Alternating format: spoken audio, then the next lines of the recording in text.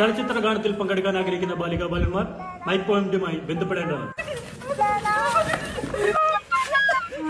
ആദ്യമായി പാടാനെത്തുന്നത് കണ്ണൂർ.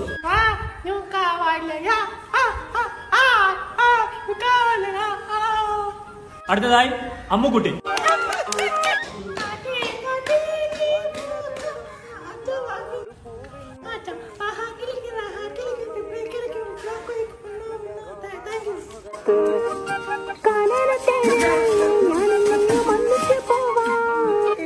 ഞാനെന്റെ മുറ്റത്തോരെ